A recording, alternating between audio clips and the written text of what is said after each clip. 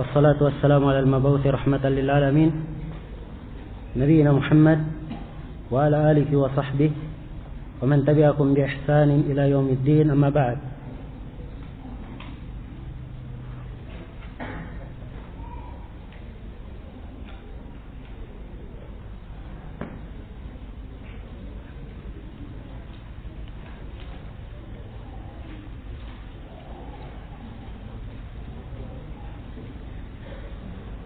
Kandungan dari ayat kursi sangat banyak sekali diuraikan oleh para ulama selain dari apa yang kita sebutkan tadi. Dan saya tambahkan di sini beberapa perkara. Di antara kandungan dari ayat bahwasanya Allah Subhanahu wa taala itu Maha Ghani, Maha cukup, tidak butuh terhadap selainnya, dan segala sesuatu adalah fakir, sangat butuh kepada Allah. Dan ini suatu hal yang telah dimaklumi. Namun sebagian orang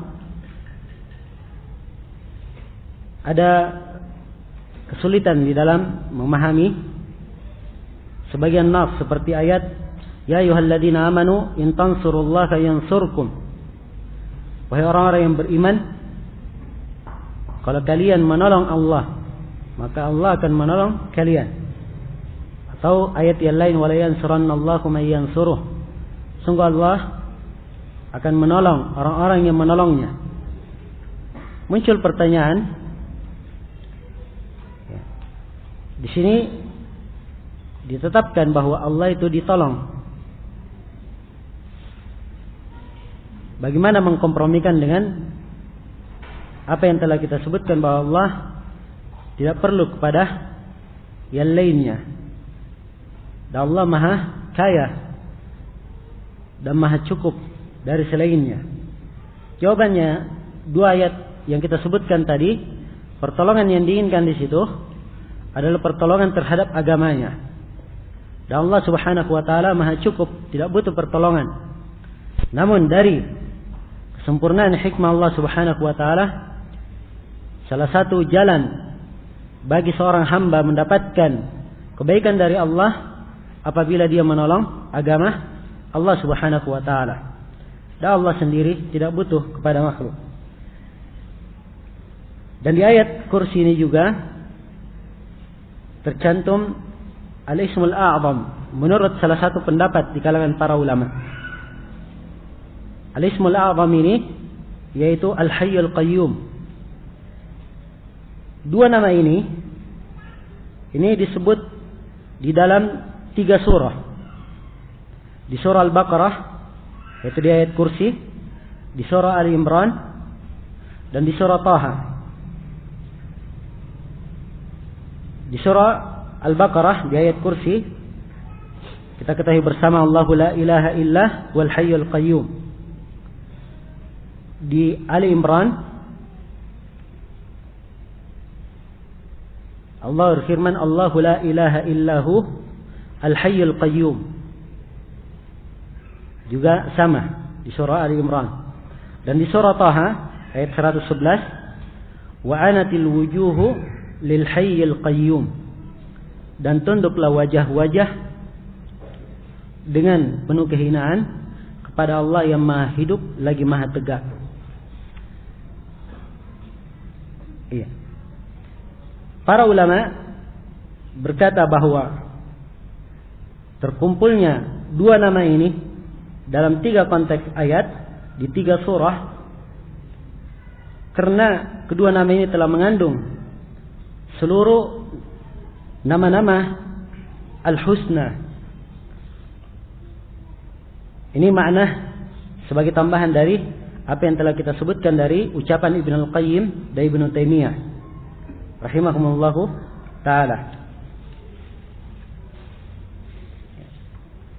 Kemudian juga saya ingatkan di sini sebagai pelengkap dari kandungan ayat wa huwal aliyyul azim. Dialah Allah yang Maha tinggi lagi Maha Agung. Ayat ini peringatan kepada setiap muslim agar tidak melampaui batas kepada orang lain. Sebab Allah itu Maha tinggi dan Maha mampu atas segala sesuatu. Karena itu dalam Al-Quran diingatkan jangan melampaui batas. Kemudian Allah mengingatkan dengan namanya yang Maha tinggi lagi Maha besar. Dalam firman-Nya Allah menyatakan, "Fa in ata'nakum fala tabghu 'alaihinna sabila. Innallaha kana 'aliyan kabira."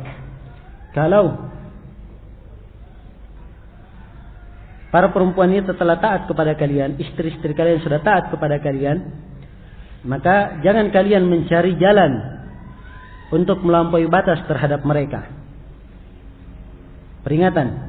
Kemudian Allah ingatkan bahwa Allah itu Maha tinggi lagi Maha besar. Maksudnya di sini, kalau engkau merasa tinggi pada dirimu, maka ingatlah ketinggian Allah. Kamu itu tidak ada apa-apanya. Dan kalau merasa agung pada dirimu, ingat keagungan Allah Subhanahu wa ta'ala. Ia merasa besar pada dirinya, ingat kebesaran Allah Subhanahu wa ta'ala. Semua ini akan membuat seorang muslim itu baik di dalam kehidupannya. Ini diantara kandungan dan faedah di dalam memahami nama-nama dan sifat Allah Subhanahu wa ta'ala. Kemudian ayat berikutnya yang disebut oleh Syekhul Islam Ibn Taimiyah, kata beliau rahimahullah, wa qaluhu subhanah, dan firman-Nya subhanah, huwal awwal wal akhiru wal zahiru wal batinu wa huwa bikulli syai'in alim. Dialah Allah yang Maha pertama, Maha awal, wal akhir, dan Maha akhir, wal zahir, yang Maha zahir, wal batin, dan Maha batin, wa huwa bikulli syai'in alim, dan dialah Allah yang Maha mengetahui segala sesuatu. Ayat ini termasuk ayat-ayat yang sangat agung. Diterangkan di dalamnya 5 nama dari nama Allah, yang terkandung di dalamnya 5 sifat dari sifat-sifatnya. Dan banyak orang yang menyimpang di dalam memahami makna ayat ini. Syekhul Islam Ibn Taimiyah selain dari menyebutkan ayat, sekarang beliau akan yang kita baca sekarang ini adalah urutan ayat-ayat, semuanya ayat-ayat. Beliau deret. Setelah itu beliau akan sebutkan hadits-hadits. Nah, di penyebutan hadits-hadits, Syekhul Islam Ibn Taimiyah akan menyebutkan hadits riwayat Muslim, yang mana disebutkan dalam doa Nabi bersabda, Allahumma rabbas samawati as-sab'i wal ard wa rabbal arshil azim rabbana wa rabb kulli syai' faliqal habbi wan nawa munzilat tawrati wal injili wal qur'an a'udzu bika min syarri nafsi wa min syarri kulli dabbah anta akhidun bi nasiyatiha antal awwalu falaysa qablaka syai' wa antal akhiru falaysa ba'daka syai' wa antal zahiru falaysa fawqaka syai' wa antal batinu falaysa dunaka syai' iqdi anni ad-dain wa aghnini minal faqr. Di antara doa yang dituntunkan bagi orang yang dililit oleh hutang, dia berdoa, Allahumma rabbas samawati as-sab' wal ardi, ya Allah Rabb langit 7 dan bumi, Rabbnya bumi, wa rabbil arsyil azim, Rabb arsy yang agung, Rabbana, wahai Rabb kami, wa rabb kulli syai', dan Rabb segala sesuatu, faliqal habbi wan nawa, munzilat tawrati wal injil, yang memunculkan tumbuh-tumbuhan dan biji-bijian, yang menurunkan Taurat, Injil dan Quran. A'udzu bika min syarri nafsi, saya berlindung kepadamu dari kejelekan diriku. Wa min syarri kulli dabbah, dan dari kejelekan setiap hewan melata, anta akhidun bi nasiyatiha, yang kamu pegang ubun-ubunnya. Nah, di sini pendalilan kita setelahnya. Antal awwalu, engkaulah yang maha pertama. Falaysa qablaka syai', tidak ada sesuatu apapun sebelummu. Wa antal akhiru falaysa ba'daka syai', dan engkau yang paling terakhir, yang maha terakhir, tidak ada sesuatu setelahmu. Wa antal zahiru falaysa fawqaka syai', dan kamu yang maha zahir, tidak ada sesuatu yang di atasmu. Wa antal batinu falaysa dunaka syai', dan engkau yang maha batin, tidak ada sesuatu pun yang di bawahmu. Iqdi anni ad-dain wa aghnini minal faqr. Lunasilah utangku dan cukupilah saya dari kefakiran.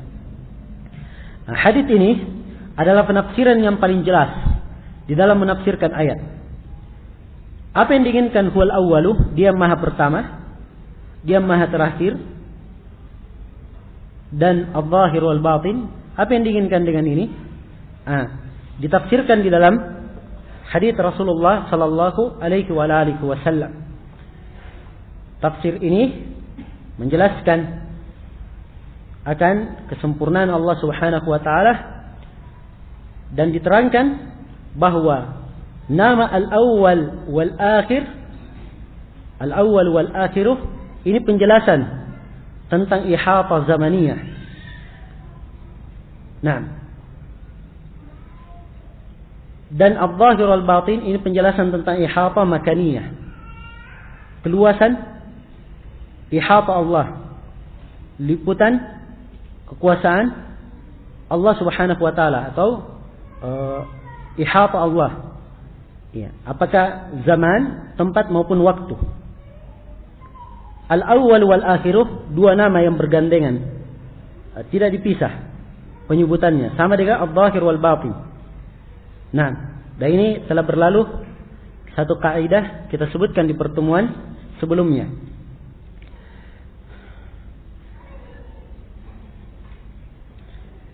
Maka dari penafsiran Nabi, al-awwalu, engkaulah yang maha pertama, tidak ada sesuatu apapun sebelummu. Ini menunjukkan tentang maha terdahulunya Allah dan azaliyahnya.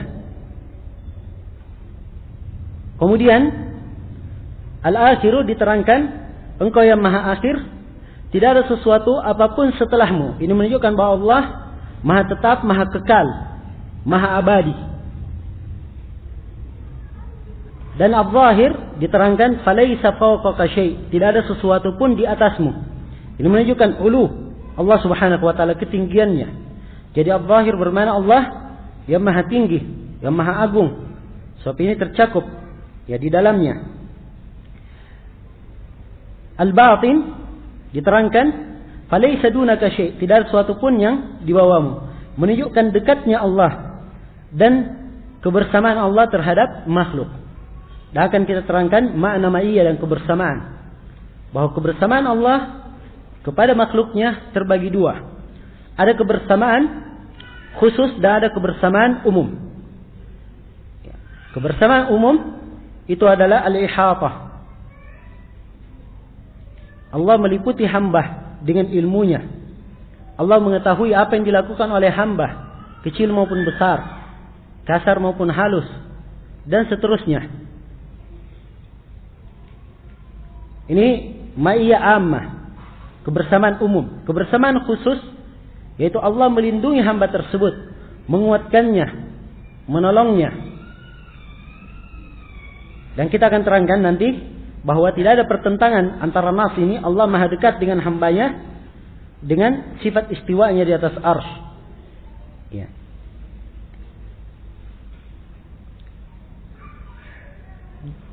Jadi dalam ayat ini, wal awwal wal akhir wal zahir wal batinu, ini 4 nama.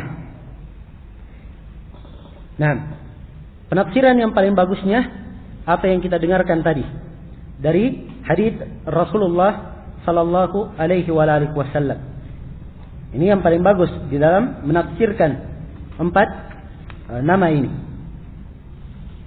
Berbeda dengan ahlul bidah dalam masalah ini, mereka berpaling ya, dari nas-nas. Sebagian dari mereka menafsirkan al-awwal bermakna al-qadim. Bermakna al-qadim. Ya, al-qadim kalau diterjemah ke dalam bahasa Indonesia artinya yang terdahulu. Namun kalimat Al-Qadim ini adalah kalimat yang tidak ada nasnya dalam Al-Quran dan Sunnah bahwa Allah disifatkan dengannya. Kalau tidak ada nasnya, bagaimana kaidahnya? Ditolak atau diterima? Sudah lupa ya? Asalnya adalah tawakkuf, didiamkan, kemudian dilihat maknanya. Makna yang benarnya, maka itu diterima. Kalau maknanya tidak benar, tidak diterima. Nah, Al-Qadim punya dua makna. Al-Qadim bisa bermakna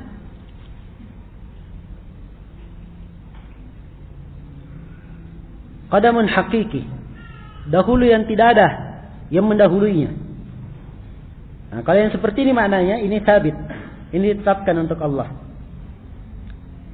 Tapi ada dahulu nisbi. Misalnya seorang anak atau seorang ayah lebih dahulu daripada anaknya. Kan begitu? Betul atau tidak? Ada nggak anak yang lebih dahulu dari ayahnya? Ya. Jadi dahulunya ayah di sini hanya dilihat, dinisbatkan kepada anaknya. Kalau dibanding dengan anaknya, tapi dia tidak dahulu secara mutlak. Yang kedua ini dinafikan dari Allah Subhanahu Wa Taala. Maksudnya Allah disifatkan seperti itu. Yang jelas penamaan Al-Qadim ini penamaan yang tidak ada dasarnya. Kalau ingin dijadikan min babil ikhbar, sekedar pengabaran saja, ya, maka hal tersebut tidaklah menjadi masalah. Namun lafaz al-awwalu itu hendaknya tidak ditafsirkan dengan lafaz al-qadim. Iya. Sebagaimana yang dilakukan oleh ahlul bid'ah.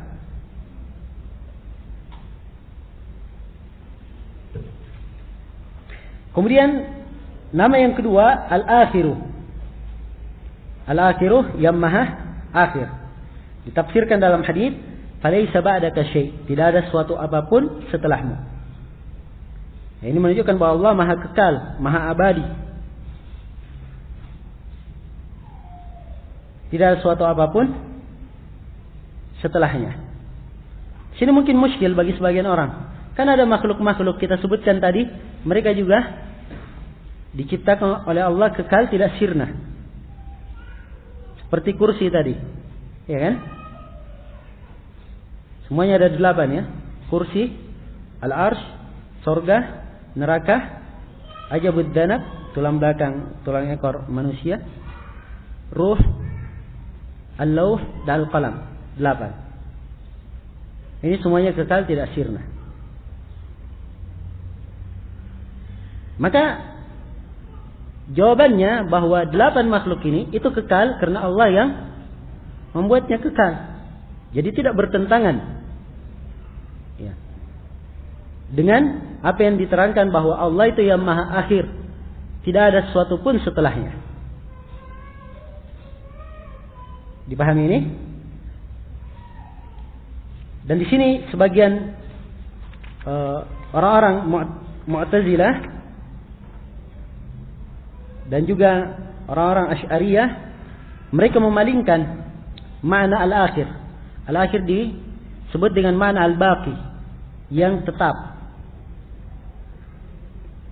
Dan sekali lagi, di dalam penggunaan nama-nama itu harus terbatas dari nas, dari Al-Quran maupun sunnah Rasulullah SAW. Maka harusnya tidak dinamakan dengan penamaan al-baqi. Iya.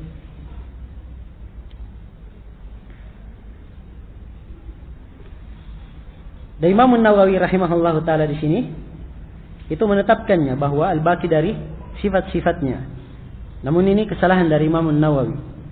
Dan beliau yang ma'ruf kadang tergelincir dalam bab asma wa sifat karena beliau tumbuh di lingkungan orang-orang Asy'ariyah. Iya. Maka diperhatikan hal-hal yang seperti ini dalam nama-nama dan sifat Allah Subhanahu wa taala. Sebab ini mazallatul aqdam, banyak orang yang tergelincir di dalamnya. Dan sekali lagi, paham akan maknanya memberikan pengaruh keimanan yang luar biasa pada seorang mukmin.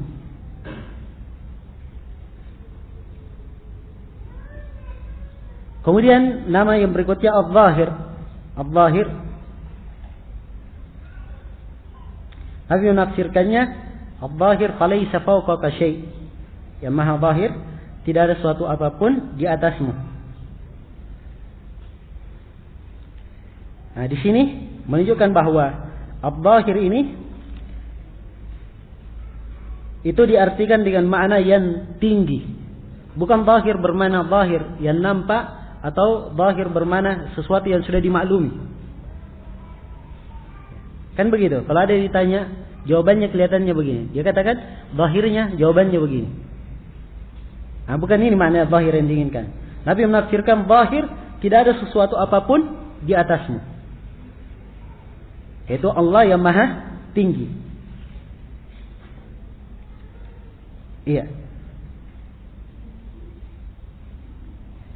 Apa hubungan antara nama Al-Zahir dan Al-Ali? Al-Zahir kan yang maha tinggi juga kalau diartikan. Al-Ali juga yang maha tinggi. Dia sebenarnya bergandengan, atau iya, sesuatu setiap kali lebih tinggi maka dia lebih zahir. Iya. Karena itu setiap dari makna ulu dan makna zuhur itu mengandung makna yang lainnya. Mengandung makna yang lainnya. Dan yang zahir itu mengandung makna ulu dan fauqiyah sekaligus. Makna yang tinggi dan di atas sekaligus kandungannya. Ya, demikian diterangkan oleh Syekhul Islam Ibn Taimiyah dalam Majmu' al-Fatawa. Jadi dalam Al-Zahir itu terkandung makna yang maha tinggi. Ya. Kalau dikatakan si khatib zahir di atas mimbar, artinya dia di atas mimbar. Maka Al-Zahir diartikan wa anta adh-dhahiru falaysa fawqaka syai'. Kamu lah yang maha tinggi, maha zahir, tidak ada suatu apapun di atasmu.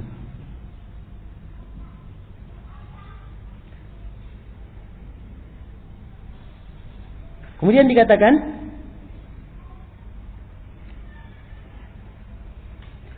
al-batin. Ini nama yang keempat. Wa antal batinu falaysa dunaka syai'. Nabi menafsirkan dalam engkau yang batin tidak ada sesuatu apapun di bawahmu. Iya.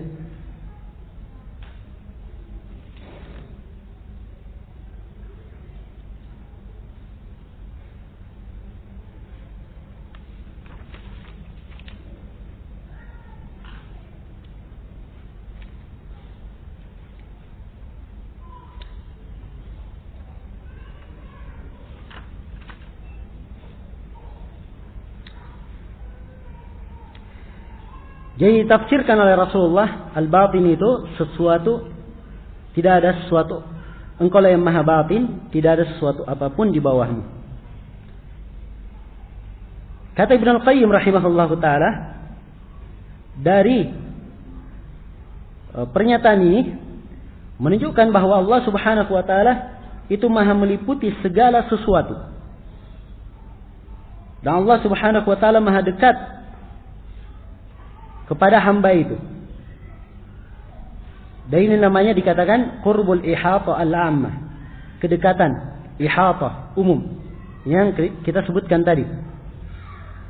Nah, jadi dia bermakna al-qarib, yang maha dekat.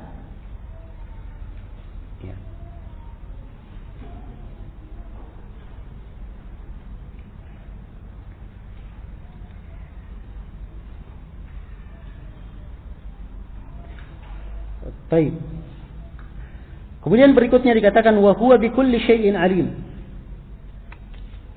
Dan dialah Allah atas segala sesuatu maha mengetahui. Nah, di sini penetapan sifat ilmu. Iya. Dan datang dalam sighah al-mubalaghah, yaitu maha berilmu. Dan ini termasuk sifat-sifat dzatiyah Allah Subhanahu wa ta'ala. Orang-orang sufi dan beberapa tawaif sesat di dalam masalah ini, di dalam memahami 4 nama yang kita sebutkan tadi, khususnya di mana al-batin. Yang mereka katakan al-batin artinya sesuatu yang tersembunyi, sehingga mereka masuk di dalam menafsirkan hal-hal yang tidak diizinkan di dalam syariat. Sehingga ada istilah-istilah di kalangan mereka ilmu ladunni, ya, atau sesuatu yang di belakang alam gaib dan lain-lainnya. Maka terbatas terhadap apa yang disebutkan oleh Rasulullah itu yang paling tepat. Sebab Nabi telah menafsirkan mana ayat tersebut di dalam hadits-haditsnya. Kemudian ayat berikutnya kata beliau, wa qauluhu subhana, dan firman Allah Subhanahu wa taala, wa tawakkal 'alal hayyil ladzi la yamut, dan bertawakkallah engkau kepada yang maha hidup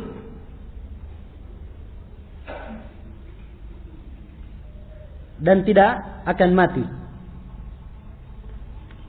Nah, di sini disebutkan al-isbat wan nafi, penetapan dan nafi. Ditetapkan bahwa Allah itu maha hidup. Wa tawakkal 'alal hayy, bertawakkallah kepada Allah yang maha hidup. Ini penetapan. Ini namanya sifat tsubutiyah. Alladzi la yamut, ini sifat apa? Manfiyah.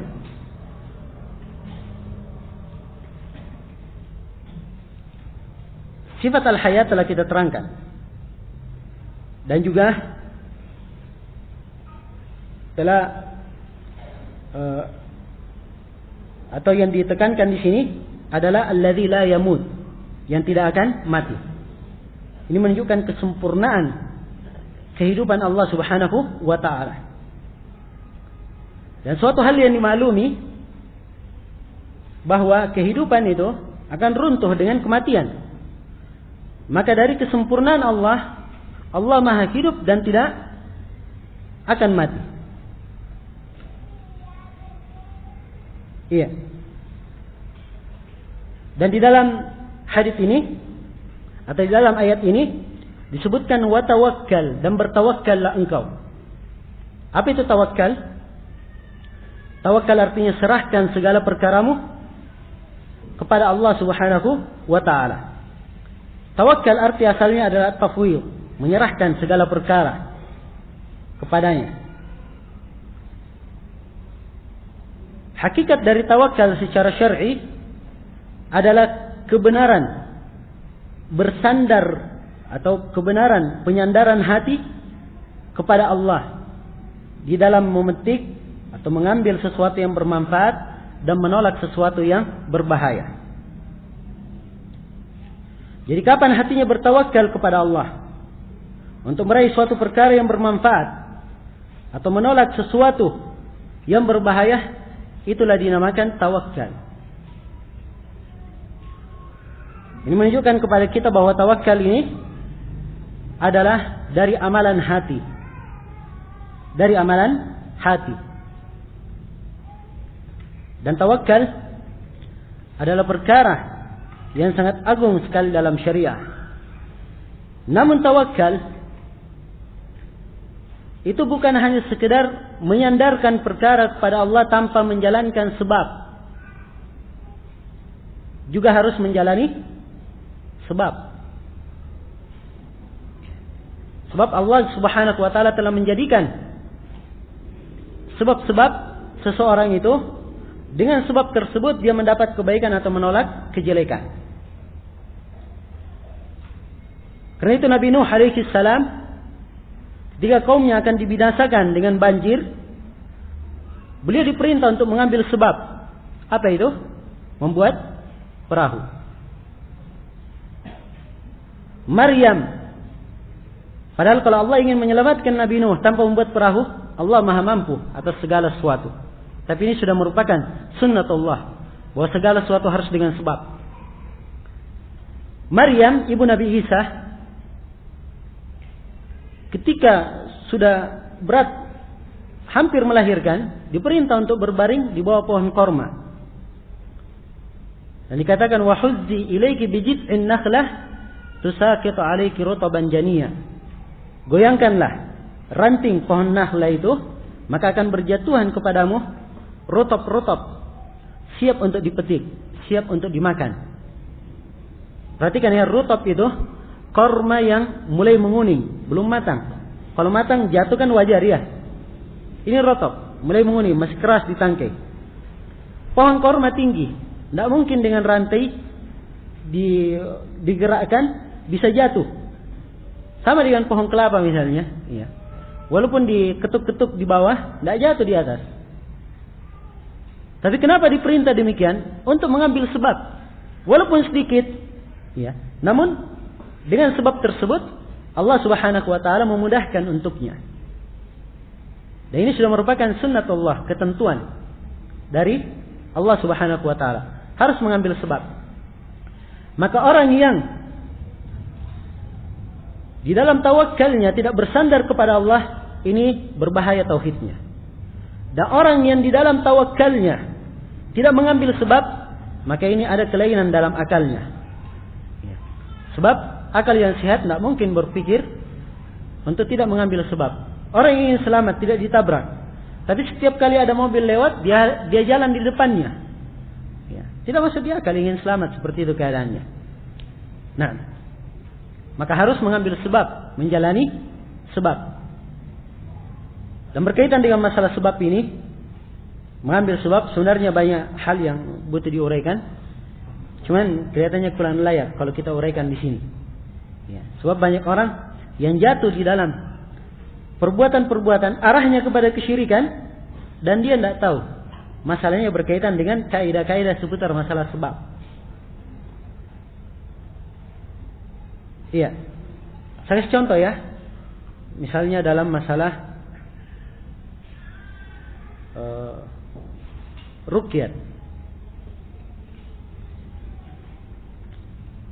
Sebagian orang mengambil kulit serigala. Katanya sangat mujarab mengusir jin. Apa hubungannya kulit serigala dengan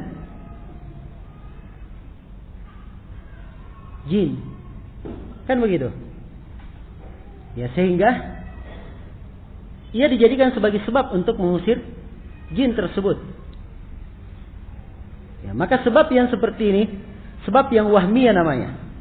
Tidak terbukti secara praktek bahwa dia sebab, dan tidak terbukti secara syar'i dia sebab. Sebab syar'i, secara syar'i, sebab-sebab yang diizinkan ada yang dibenarkan secara syariat, dan ada yang dibuktikan dengan praktek. Yang dibenarkan secara syariat misalnya untuk mengobati orang yang kesurupan dibacakan ayat-ayat Al-Quran. Ini sebab dibenarkan dalam agama, iya kan? Tapi kalau dia membaca Al-Quran ada pintu terbuka, dia bacakan Qul huwallahu ahad supaya terbuka. Apa hubungannya? Iya. Ini tidak terbukti dan tidak ada nas syar'i yang menunjukkan tentang hal tersebut. Maka kalau dia yakini bahwa dengan membacanya Qul huwallahu ahad pintu akan terbuka, itu syirik asghar namanya.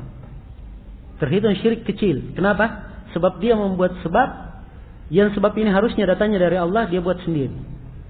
Dipahami? Bisa masuk ke dalam bentuk kesyirikan. Ya. Demikian pula contoh lain seperti menyembelih jin dengan menggunakan mushaf. Ya, katanya kalau jinnya disembelih pakai mushaf mati katanya jinnya. Apa hubungannya mushaf dengan jin disembelih? Ya, masa disembelih begini mati? Tidak ada hubungan sebab akibat. Maka yang seperti ini tidak boleh dan tidak dikategorikan dia sebagai sebab. Dipahami?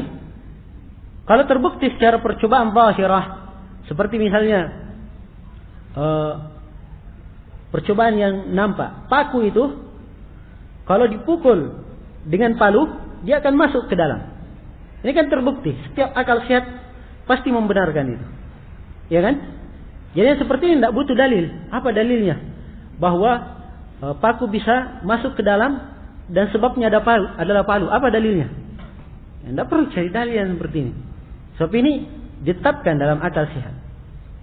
Sesuatu yang zahir, dan zahirnya ini walaupun tidak setiap orang mengetahui. Walaupun ahlul khibrah, orang yang paham khibrahnya. Contoh misalnya seperti pintu listrik. Ya, sebagian rumah, ya, ada orang yang mau masuk dari rumah, dia dari rumahnya, pintunya jauh. Bicara, siapa kamu? Oh, saya si fulan, mau masuk. Ya, dia cuma pencet dari rumahnya, pintunya terbuka. Maka ini sebab. Dan tidak semua orang paham sebab ini, ya kan? Ya. Atau contoh lain misalnya, ada pintu yang sudah diprogram dengan suatu kata. Apabila diucapkan kata tersebut, terbuka pintu itu. Ya. Sebab yang seperti ini tidak semua orang tahu, tapi dia adalah suatu hal yang zahir. Ini tidak ada masalah yang seperti ini. Namun hal-hal yang saya sebutkan tadi tidak ada kaitannya dengan sebab. Karena itu, ini termasuk hal-hal yang kadang bisa membahayakan tauhid. Ini sebenarnya butuh uraian-uraian. Nah, jadi yang saya ingin terangkan di sini bahwa tawakal adalah ibadah yang sangat agung. Hakikatnya dia menyerahkan segala perkaranya kepada Allah dan menjalani sebab-sebab. Karena tawakal itu ibadah hati, maka tawakal itu hanya diserahkan kepada Allah Subhanahu wa taala. Kapan dia tawakal kepada makhluk yang tidak mampu, seperti tawakal kepada orang yang mati, penghuni kubur, meminta manfaat atau menolak bencana, maka ini terhitung syirik akbar. Tidak ada tawakal yang syirik asgar. Kalau dia menyerahkan perkaranya kepada seorang dan seakan-akan dia bertumpu pada orang itu, seakan-akan tidak ada keselamatan untuk dirinya kecuali orang ini berhasil, maka ini terhitung syirik asgar. Tidak ada tawakal, sifatnya hanya sebagai taukil, dia serahkan saja. Ya, dalam perkara-perkara yang biasa dan manusia mampu melakukannya. Saya punya teman, saya katakan kepadanya, tolong bereskan perkara ini, masalah ini. Dia lakukan, dia jalankan. Selesai, maka ini namanya tidak ada masalah. Ini termasuk tawakal yang diperbolehkan. Dia sebenarnya lebih dikenal dengan nama taukil, ya, mengalihkan. Ini yang terkandung dalam ayat wa tawakkal 'alal hayyil ladzi la yamut. Kemudian firman Allah Subhanahu wa taala berikutnya, wa huwal alimul hakim. Dan dialah Allah yang maha al-alim, yang maha mengetahui, al-hakim, dan maha hakim. Kita akan terangkan makna hakim. Ini dua ayat atau dua nama, al-alim, yang maha mengetahui. Terkandung di dalamnya penetapan sifat ilmu. Ini sudah berulang bersama kita berulang kali, ya. Dan nas-nas tentang penetapan sifat ilmu ini dalam Al-Quran dan hadits, atar-atar tidak bisa dihitung. Banyaknya nas yang menunjukkannya. Kita harus mengetahui bahwa Allah Subhanahu wa taala mempunyai sifat ilmu dan maha mengetahui segala sesuatu. Allah tahu apa yang telah terjadi. Allah tahu apa yang akan terjadi. Allah tahu yang sedang terjadi. Allah tahu yang tidak akan terjadi. Andai kata yang tidak terjadi ini terjadi, bagaimana terjadinya? Allah Subhanahu wa taala maha tahu. Allah maha mengetahui segala perkara secara global maupun secara detail. Dan seperti orang-orang filsafat mengatakan bahwa Allah cuma tahu perkara-perkara global saja. yang detail Allah tidak mengetahuinya. Ini ucapan dan kesesatan orang-orang filsafat. Iya.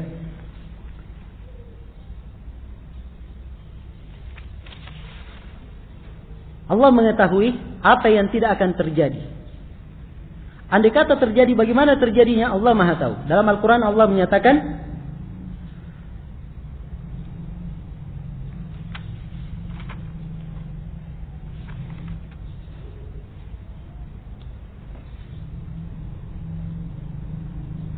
walau ruddu la'adu lima nuhu anhu. Andai kata mereka dikembalikan, maka niscaya mereka akan kembali lagi melakukan perbuatannya. Ini terhadap orang-orang kafir. Allah menyatakan kalau mereka dikembalikan lagi ke dunia, pasti mereka akan mengulangi lagi perbuatannya. Tentunya tidak akan mungkin dikembalikan. Tidak mungkin dihidupkan kembali. Namun Allah sudah mengetahui kalau mereka kembali lagi, dihidupkan lagi, pasti begitu lagi perbuatannya. Dan juga Allah Subhanahu wa taala berfirman, "Lau 'alima Allahu fihim khairan la asma'ahum." Andai kata Allah tahu pada mereka itu ada kebaikan, maka mereka akan dibuat mendengarkan ayat-ayat itu.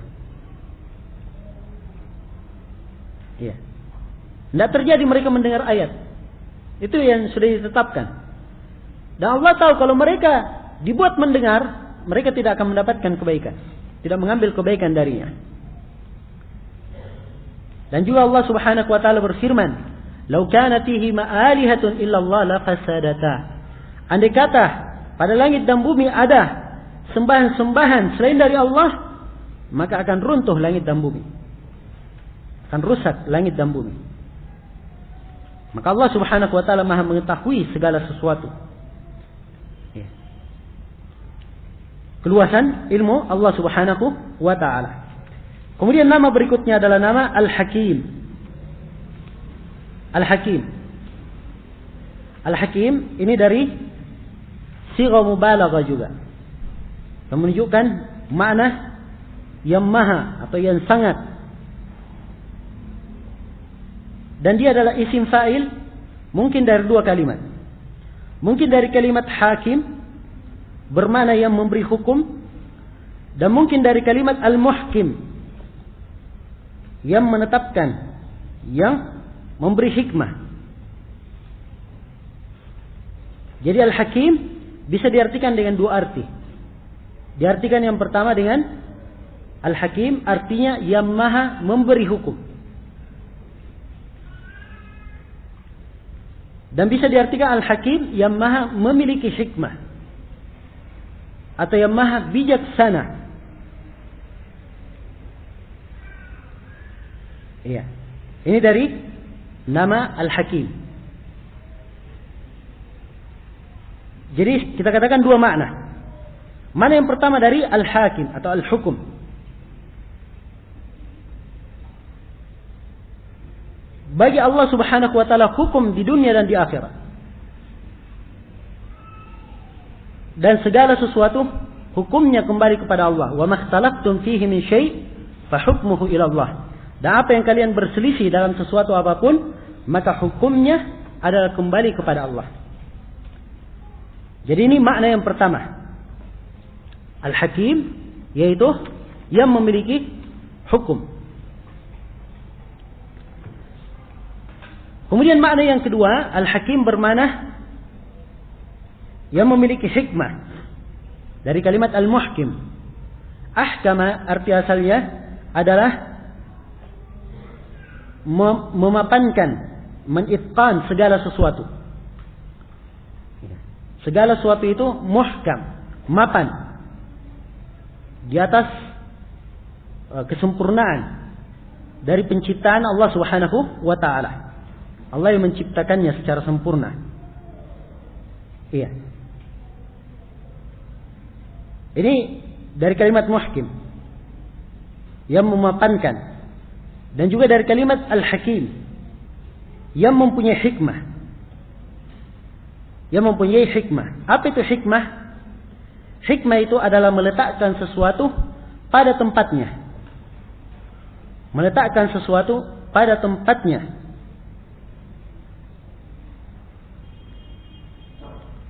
Dan diletakkannya sesuatu pada tempatnya itu karena mempunyai tujuan-tujuan yang terpuji.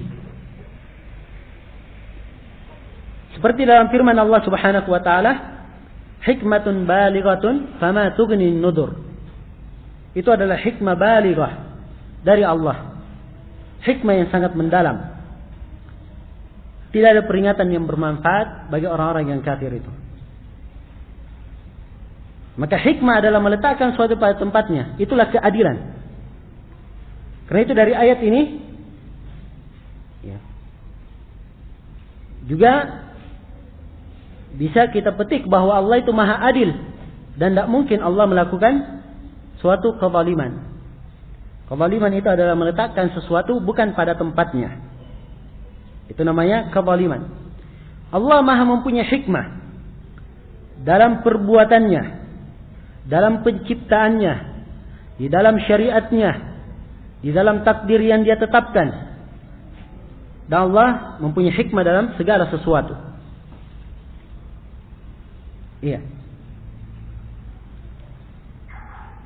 Dari kalimat ini, atau dari penafsiran bahwa Al-Hakim bermakna mempunyai hikmah, ini menunjukkan bahwa perbuatan-perbuatan Allah itu ada tujuannya. Dan ini prinsip ahli sunnah. Adapun ahli bidah dari kalangan Asy'ariyah dan lain-lainnya, mereka katakan perbuatan Allah tidak ada ta'lilnya, tidak ada alasan, tidak ada tujuannya. Ya. Karena itu mereka katakan perbuatan Allah ya begitu saja perbuatan, tidak ada hikmahnya. Dan ini adalah suatu hal yang salah. Kata Syekhul Islam Ibnu Taimiyah dalam Minhajus Sunnah, sepakat kaum muslimin bahwa Allah disifatkan dengan sifat hikmah. Iya. Dan Al-Quran penuh menjelaskan tentang sifat hikmah tersebut. Nah, ya sebagai kesimpulan dari kalimat dari nama Al-Hakim, ini pecahannya dari dua. Bisa bermakna yang maha memberi hukum dan bisa bermakna yang maha menetapkan segala sesuatu atau yang maha mempunyai hikmah. Yang maha mempunyai hikmah. Kalau dikatakan yang maha memberi hukum, hukum Allah itu terbagi dua. Ada hukum kauni qadari, ada hukum dini syar'i. Ini juga termasuk kaidah yang perlu saya jelaskan di sini. Sebab kita akan berlalu ya beberapa perkara dan butuh untuk diuraikan. Dan ini termasuk kaidah penting yang apabila seorang memahami kaidah ini dengan baik, akan nampak insyaallah taala jalan terang di dalam memahami naf-naf. Apakah itu berkaitan dengan masalah takdir atau berkaitan dengan masalah peribadatan kepada Allah, ya, pensifatan wali Allah dan sebagainya. Kaidah ini berkaitan dengan kalimat-kalimat yang terbagi dua. Ada beberapa kata, beberapa hal yang punya dua hukum, dua bagian. Dibagi menjadi kauni qadari dan dibagi menjadi dini syar'i. Ya. Sesuatu yang kauni qadari, kauni artinya kaun, ya, penciptaan, qadari, takdir Allah. Ini berkaitan dengan perintahnya, ketentuannya, perbuatannya, ya, takdirnya. Ini kauni.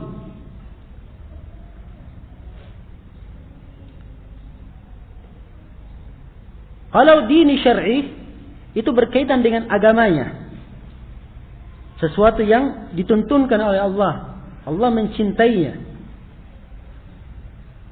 Ini dini syar'i. Nah, dipegang dulu ini kalimat ini. Jadi bagi dua, kauni qadari. Ini yang pertama. Yang kedua, dini syar'i. Jadi bagi dua. Diingat dulu ini ya. Sekarang kita tafriq. Ya, kita uraikan. Kita ambil contohnya hukum. Hukum terbagi dua. Ada hukum kauni qadari dan ada hukum dini syar'i. Apa hukum kauni qadari? Yaitu hukum yang sudah merupakan ketetapan takdir dari Allah. Ya. Dan Allah mengharuskan seperti itu.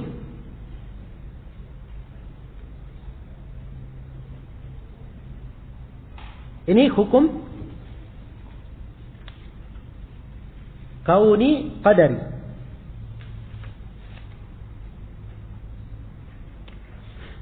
Ya. Contohnya seperti firman Allah Subhanahu wa taala, "Qur rabbihkum bil haqq." Katakanlah wahai Rabbku, hukumilah dengan kebenaran. Di sini hukum adalah hukum kauni qadari. Sudah merupakan ketetapan Allah, hukum Allah pasti seperti itu sudah.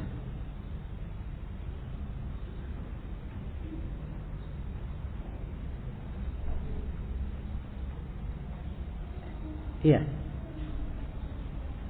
Atau seperti ucapan saudaranya Nabi Yusuf dalam Al-Quran dikatakan, "Falan abrahal ardah hatta ya'zana li abi aw yahkumallahu." Saya terus menerus di bumi sampai ayahku mengizinkan untukku atau Allah menurunkan hukumnya, maksudnya ketentuannya yang sudah ditakdirkan terhadapku. Iya. Kalau hukum dini syar'i, hukum yang kedua, dini syar'i, itu adalah hukum yang berkaitan dengan ketentuan Allah dan ketentuan ini Allah mencintainya. Iya. Seperti dalam ayat, "Innallaha yahkumu ma yurid." Sungguhnya Allah menghukumi apa yang Allah kehendaki. Hukum di sini dikaitkan dengan kehendaknya. Berarti hukum ini adalah suatu yang dicintainya. Apalagi kalau dilihat konteks ayat sebelumnya. Kemudian disebut juga di ayat yang lain, "Dzalika hukmullahi yahkumu bainakum." Itu adalah hukum Allah yang Allah berhukum di antara kalian.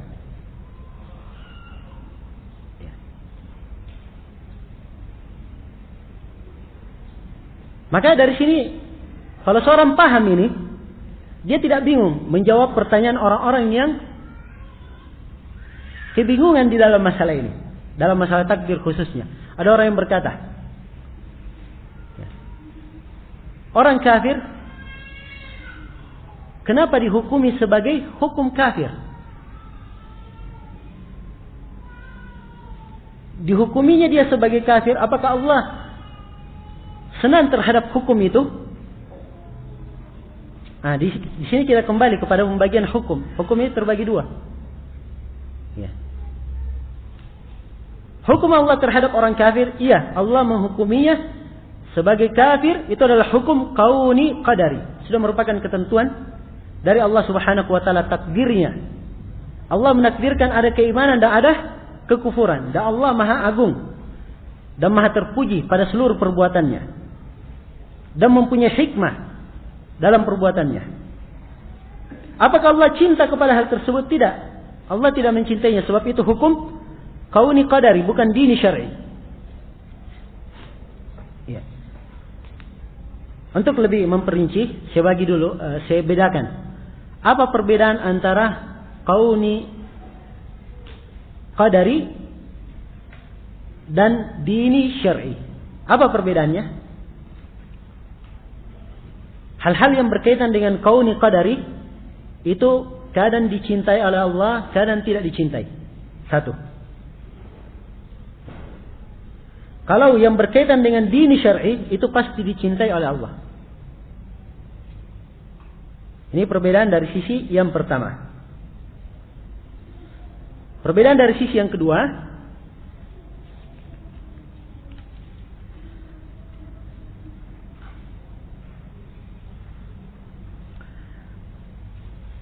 hal-hal yang merupakan kauni dan kauni qadari, itu pasti terjadi.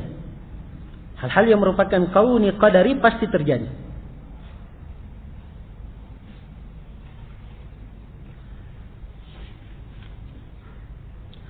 Adapun yang dini syar'i, kadang terjadi, kadang tidak terjadi.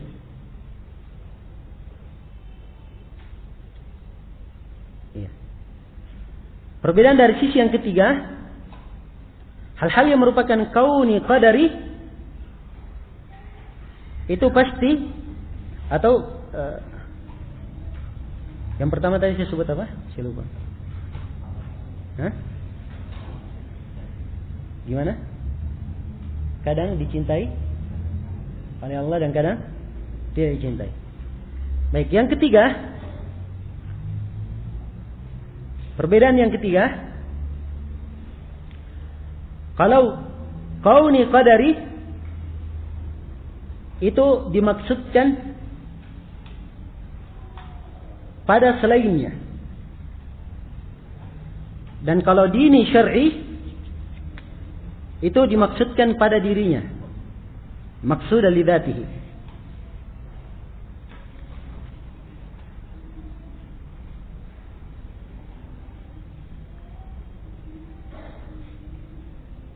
Iya. Contohnya seperti apa? Diciptakannya iblis. Ini takdir apa ini? Kauni atau kauni qadari atau dini syar'i? Hah? Ini kauni qadari. Kenapa? Sebab iblis diciptakan bukan maksud untuk dirinya sendiri, tapi untuk selainnya. Dengan diciptakannya iblis ini, dia menyesatkan manusia, maka dengan hal tersebut menjadi sebab orang-orang bermujahadah di jalan Allah. Adanya orang-orang yang bertobat kembali kepada Allah, istighfar dan lain-lainnya dari amalan kebaikan terbuka. Dipahami ya ikhwah? Ini mana maksudah di ghairihi. Ya. Dan kalau dini syar'i itu diinginkan pada dirinya sendiri. Ya. Seperti misalnya Allah menghendaki hamba itu beriman. Maka keimanan ini itu adalah suatu hal yang dikehendaki oleh Allah Subhanahu wa taala dan dicintai, diridhai oleh Allah Subhanahu wa taala. Dipahami? Ini perbedaan-perbedaannya. Ya, baik.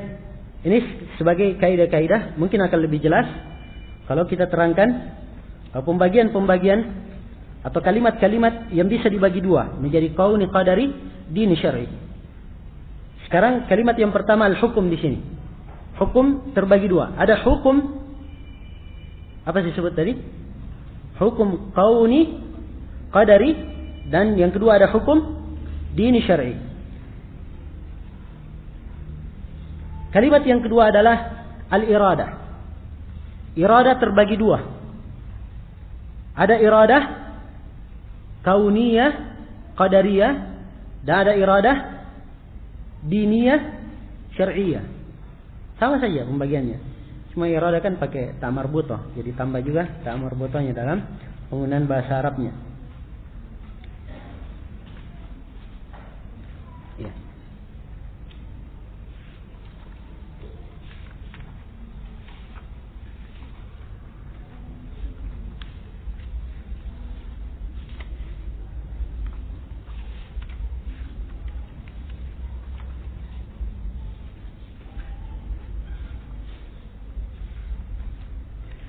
Baik, kita kasih contoh.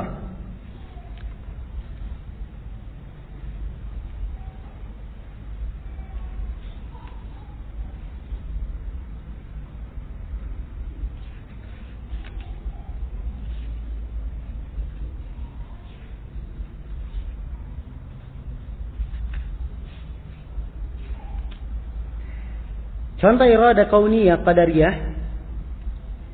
Wa idza aradna an nuhlika qaryatan amarna mutrafiha fafasaqu fiha. Kalau kami menghendaki untuk membinasakan suatu kaum, maka kami perintah orang-orang yang kaya di antara mereka, lalu mereka berbuat kefasikan. Nah, kemudian setelah itu barulah mereka dihancurkan. Itu kelanjutan dari ayat. Di sini kalimat wa idza aradna, apabila kami menghendaki. Kehendak apa yang diinginkan di sini? Ini kan iradah. Ini iradah kauniyah.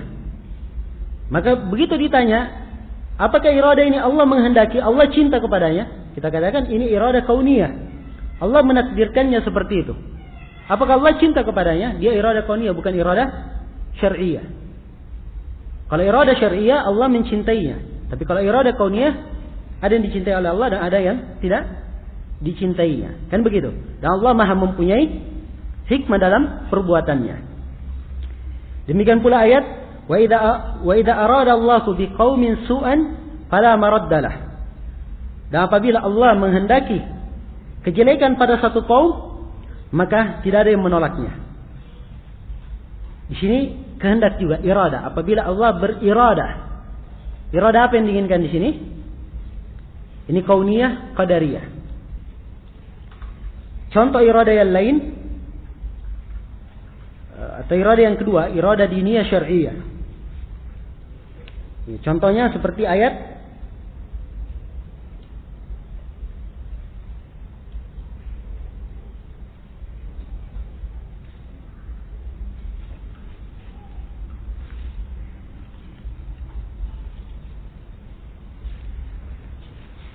Allah Subhanahu wa taala berfirman, "Wallahu yuridu ayyatuba 'alaikum."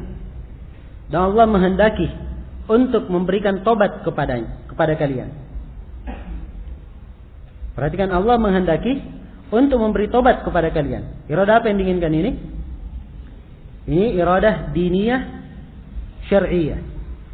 Sebab kaitannya dengan sesuatu yang dicintai oleh Allah, yaitu tobat. Nah, ini perbedaan atau dua jenis iradah. Kalimat berikutnya selain dari al-iradah adalah al-amr. Kalimat al-amr. Al-amr artinya perintah. Perintah Allah itu terbagi dua. Ada perintah kauni, qadari, dan ada perintah dini, syar'i. Perintah kauni contohnya innama amarna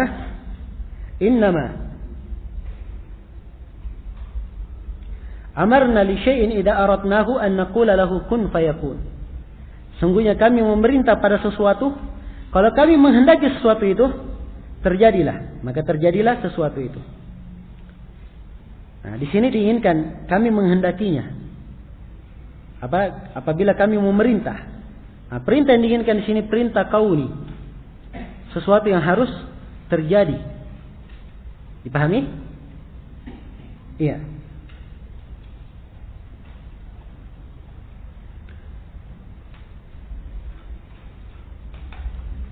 Kemudian perintah yang kedua adalah al-amr dini, perintah dini. Amr dini syar'i. Seperti innallaha ya'muru bil 'adl wal ihsan. Sampai akhir ayat. Sungguhnya Allah memerintah dengan keadilan, berbuat baik. Semua perintah ini adalah perintah syar'i. Dikehendaki oleh Allah Subhanahu wa taala dan Allah mencintainya. Iya. Atau seperti firman Allah yang lainnya, innallaha ya'murukum an tu'addul amanati ila ahliha. Sungguhnya Allah memerintah kalian untuk menjalankan amanah, menunaikan amanah kepada pemiliknya. Nah, perintah di sini perintah apa? Dini syar'i. Allah mencintai hal tersebut. Allah mencintainya.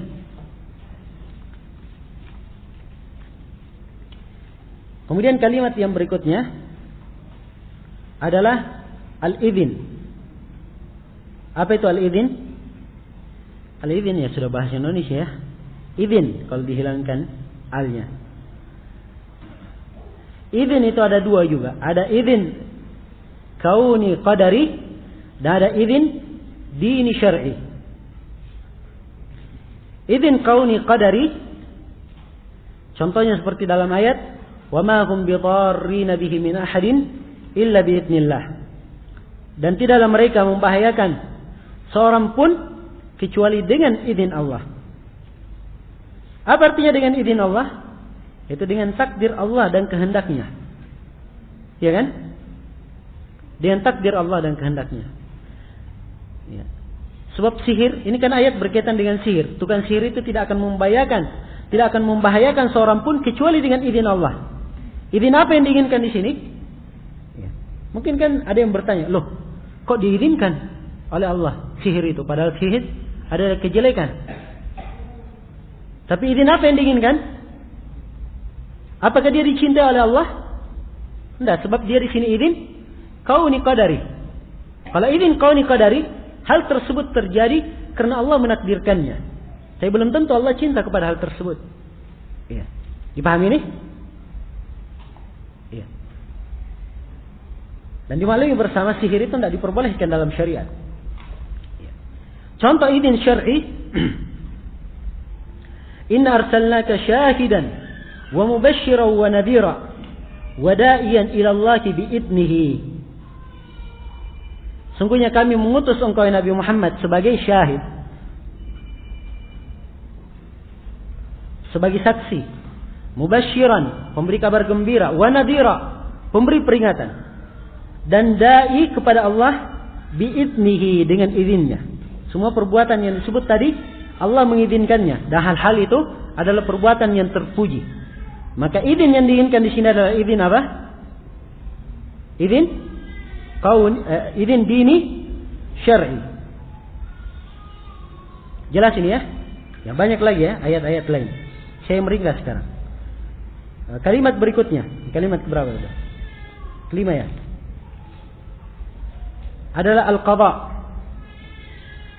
Al-qadha bisa diartikan keputusan, bisa diartikan ketentuan, bisa diartikan hukum.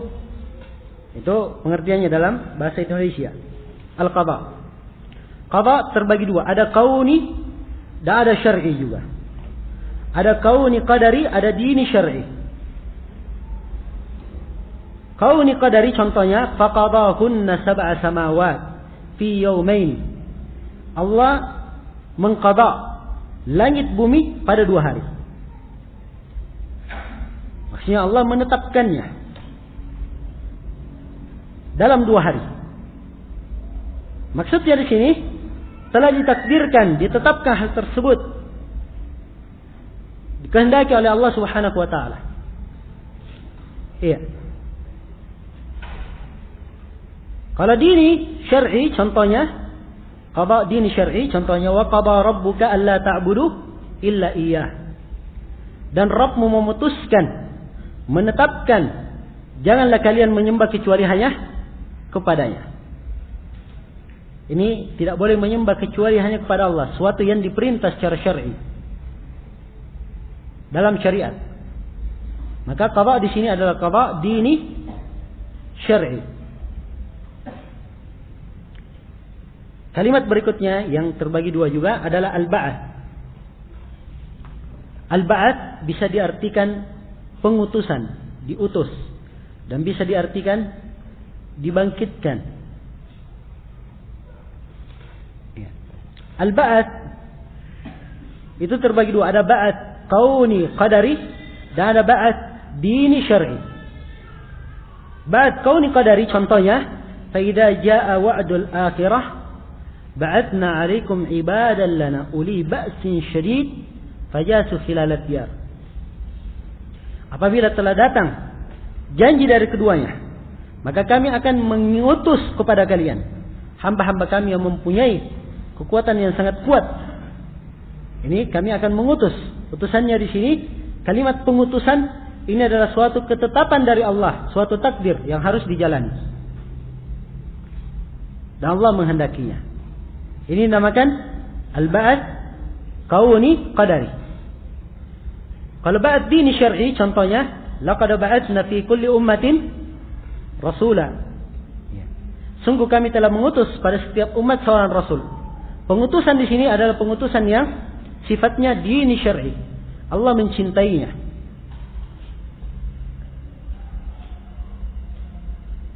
Baik, lafaz lain. Kalimat lain adalah kalimat al-irsal.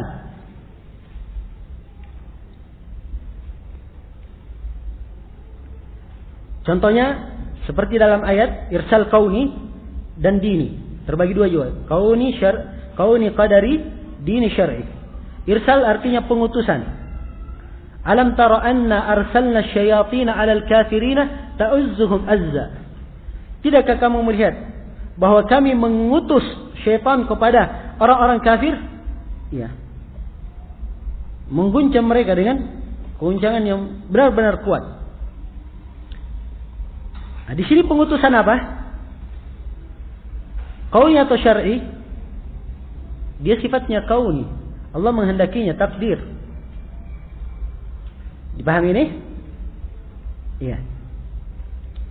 Jadi jangan bertanya, loh, kok diutus oleh Allah? Kalau begitu sengaja dong disesatkan oleh orang kafir. Maka itu adalah jawabannya. Ini adalah irsal kauni qadari. Sudah merupakan ketentuan dari Allah Subhanahu wa ta'ala dan takdirnya. Ya. Adapun dini syar'i, contohnya seperti inna arsalnaka syahidan wa mubasysyiran wa nadhira. Atau seperti ayat inna arsalna nuhan ila qaumi. Sungguhnya kami mengutus Nabi Nuh kepada kaumnya. Sini pengutusan dini syar'i. Sebab Allah mencintai hal tersebut. Lafaz berikutnya adalah kalimat al-ja'al. Al-ja'al ini bisa diartikan menjadikan. Bisa diartikan mengadakan, diadakan. Ja'al terbagi dua. Ada kauni, qadari dan ada dini syar'i. Contoh kauni, qadari, waja'alnakum a'immatan yad'una ilan nar. Dan kami jadikan mereka para pemimpin menyuruh kepada neraka. Nah, di sini dijadikan bentuknya kauni qadari. Sudah merupakan ketetapan dari Allah Subhanahu wa taala. Iya. Contoh lain, wallahu ja'ala lakum min anfusikum azwaja. Allah menjadikan untuk kalian istri-istri dari diri kalian. Jadi dijadikannya istri-istri di situ adalah sudah merupakan ketentuan kauni qadari. Kehendak Allah dan takdirnya. Itulah yang terjadi pada manusia. Dipahami ini? Dan ada yang sifatnya syar'i. Contohnya likullin minkum likullin ja'alna minkum syir'atan wa minhaja. Dan pada setiap dari umat kami jadikan untuk kalian ada syariat dan ada minhaj tersendiri. Nah, di sini sifatnya syar'i, sebab dia syariat dan minhaj, sesuatu yang dicintai oleh Allah Subhanahu wa taala. Ya, dan ada ayat mencakup dua-duanya. Terdapat di dalamnya kauni irsal atau al-ja'al kauni qadari dan juga ada al-ja'al dini syar'i. Kemudian kalimat berikutnya adalah kalimat at-tahrim. At-tahrim kalau diartikan pengharaman. Ya. Pengharaman ada kauni, ada syar'i. Ada kauni qadari, ada dini syar'i. Contoh kauni syar'i atau kauni qadari. Wa haramun ala qaryatin ahlaknahum annahum la yarji'un. Dan haram bagi kaum yang kami telah binasakan, sungguhnya mereka tidak akan kembali. Ya. Sini pengharaman, maksudnya haram dia kembali. Di sini sudah merupakan ketetapan Allah, hal tersebut terjadi padanya. Ya.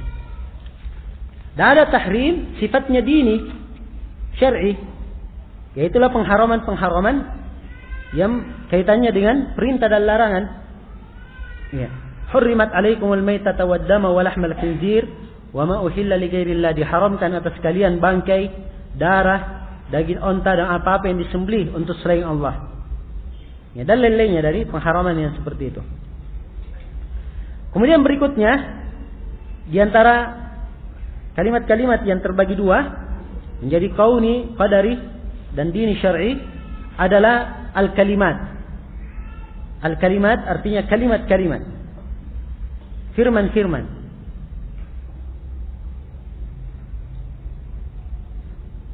Contohnya dalam ayat Al-Quran, wa kadzalika haqqat kalimatu rabbika 'alal ladzina fasaqu annahum la yu'minun.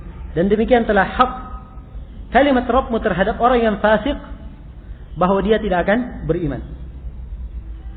Ya. Telah benar, telah tetap kalimat Rabbmu terhadap orang yang fasik, mereka tidak beriman. Nah, di sini kalimat sifatnya kauni qadari, ketentuan dari Allah. Dan ada yang syar'i, dini syar'i. Contohnya seperti kitab-kitab Allah Subhanahu wa taala.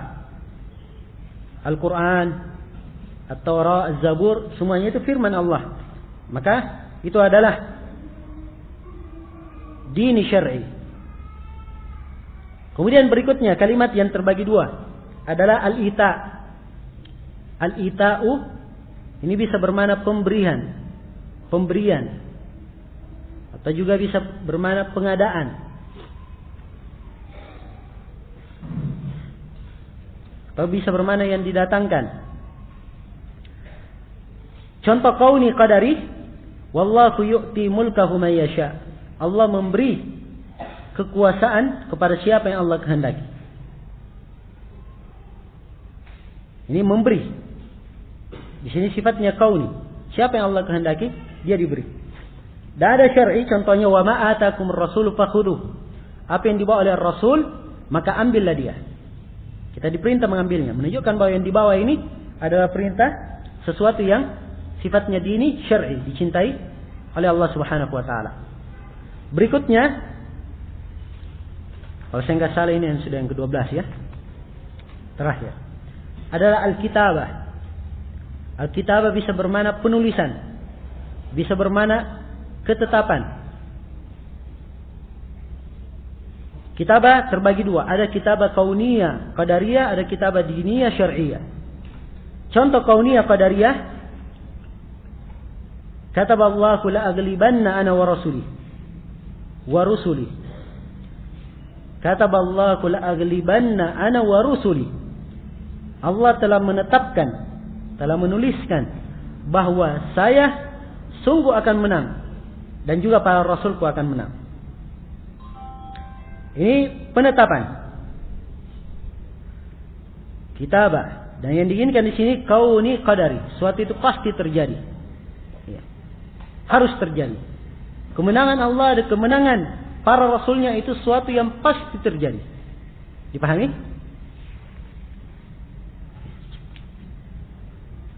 Dan ada ketetapan yang merupakan syar'i, dini. Contohnya kutiba alaikumus siyam, telah dituliskan, ditetapkan atas kalian puasa. Ketetapan ini apa sifatnya? Dini, syar'i, Allah mencintainya. Ini pembagian-pembagian. Hal-hal yang terbagi dua, dini, kauni, qadari, dan yang terbagi menjadi dini, syar'i. Ini kaidah dasar yang hendaknya dipahami. Ini disebut oleh Ibnu Qayyim rahimahullahu taala di akhir kitab beliau Syifaul Alim, dan juga Syekhul Islam Ibnu Taimiyah menyebutkan kaidah ini di sela-sela bantahan beliau terhadap orang-orang sufi. Banyak sekali manfaatnya kalau dipahami. Sebab banyak orang yang tergelincir karena tidak memahami pembagian-pembagian syar'i. Ya, dangkal di dalam memahami. Dan sebagaimana yang dikatakan oleh para ulama, wa kam aiban qaulan sahihan wa afatuhu min fahmin saqimi. Dan betapa banyak orang yang mencelah ucapan yang benar, rusaknya celaan tersebut asalnya karena pemahaman yang sakit, pemahaman yang salah. Maka butuh diperbaiki pemahaman, diluruskan. Iya. Ini kaidah-kaidah dasar. Mungkin di antara hadirin ada yang kurang memahami apa yang saya sebutkan tadi. Namun hendaknya yang belum kita pahami itu jangan dilupakan, tapi dijadikan sebagai PR supaya bisa dipahami. Dan akan berlalu lagi pada kesempatan-kesempatan yang akan datang. Karena itu saya uraikan dari sini, sebab akan berlalu Ya. Beberapa hal kaitannya dengan pembagian-pembagian ini. Ya, wallahu taala alam. Saya tidak bisa lanjut sampai setelah asar. Materi sementara cukup dulu sampai sini. Masih ada waktu sedikit sampai waktu sholat asar kita pakai untuk menjawab beberapa pertanyaan. Hikmah diciptakannya iblis. Karena ada orang yang mengatakan bahwa iblis menggoda manusia, perbuatannya ini adalah bentuk peribadatan kepada Allah. Ini adalah ucapan orang yang sesat dan salah memahami hikmah syariah. Nah, di dalam berbagai ayat telah diterangkan bahwa iblis itu kafir. Dikatakan fakafarah an amri rabbi, dia kafir terhadap perintah Rabbnya. Dan dikatakan keluarlah kamu dalam keadaan dilaknat. Sebagian ayat dalam keadaan penuh dengan kehinaan. Menunjukkan bahwa perbuatan iblis adalah sesuatu yang tidak diridhai oleh Allah Subhanahu wa taala. Jadi iblis diciptakan, ya, diciptakannya iblis itu adalah kehendak Allah. Kehendak apa? Kauni atau syar'i? Kauni. Allah menakdirkannya. Dan kalau dia sifatnya kauni, kita katakan tadi, kadang terjadi, kadang tidak terjadi. Kadang dicintai oleh Allah, kadang tidak dicintai oleh Allah. Hakikatnya Allah menakdirkan seluruhnya. Itu kauni. Allah menakdirkannya. Dan Allah pada setiap takdirnya punya hikmah. Iblis diciptakan, diterangkan dalam ayat hikmahnya supaya ya, nampak siapa yang ikhlas dalam beribadah kepada Allah dan siapa yang tidak ikhlas. Karena itu iblis berkata akan menyesatkan seluruh hamba-hamba Allah Subhanahu wa taala dan disebut illal mukhlasin, kecuali orang-orang yang ikhlas. Jadi di antara hikmah diciptakannya. Ya, wallahu taala a'lam.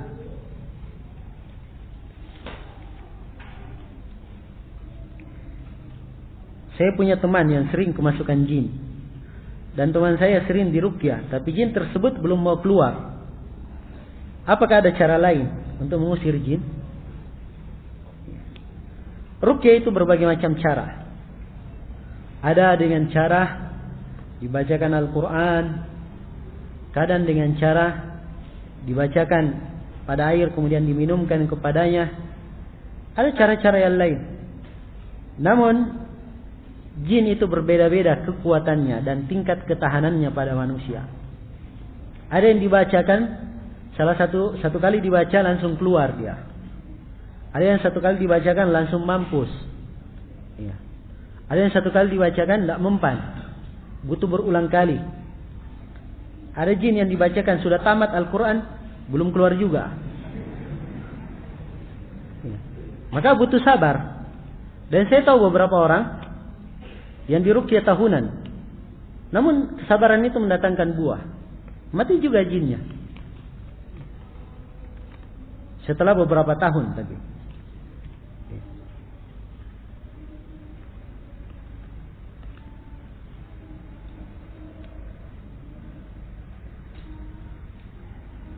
Allah dan Rasulnya pasti menang. Kenapa ini kauniyah, qadariyah? Kauniyah, qadariyah sebab dia sudah merupakan ketetapan pasti tidak berubah lagi. Ya kan? Kalau kita katakan dia diniyah syariah itu kadang terjadi, kadang tidak terjadi, ya kan? Dan tidak seperti itu kemenangan Allah. Kemenangan Allah itu pasti terjadi. Ya, pasti terjadi.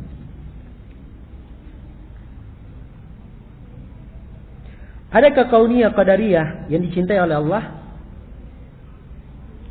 Ya, yang memakai itu mohon dijelaskan.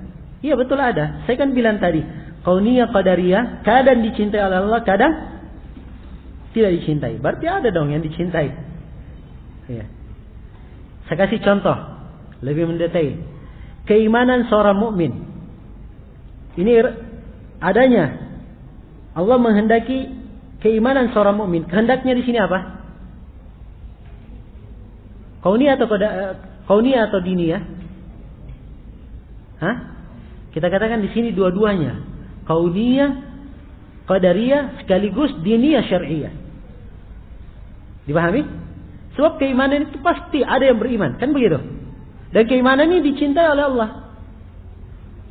Jadi keimanan terkumpul pada seorang mukmin, dia adalah Allah menghendakinya irada kauniyah, qadariyah dan irada kauniyah, irada diniyah syar'iyah.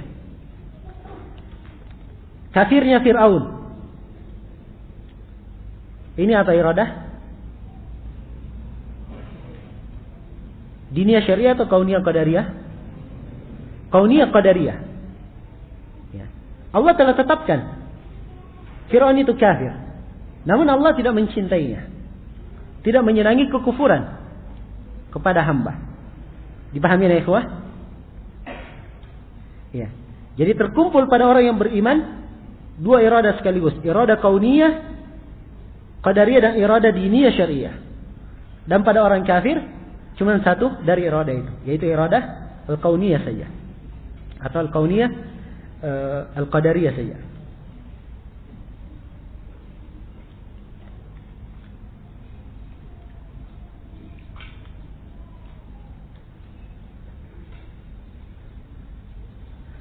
Apa kata di al-amr, al-idhin, al-qada?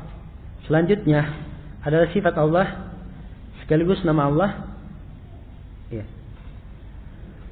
Saya tidak menerangkan tadi bahwa dia adalah nama dan sifat.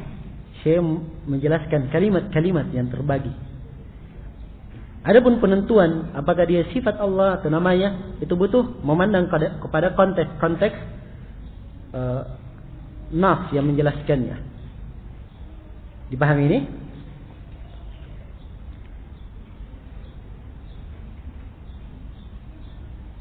Kalau penamaan tidak dinamakan. Iya. Tapi kandungan sifat ini butuh didetailkan lagi.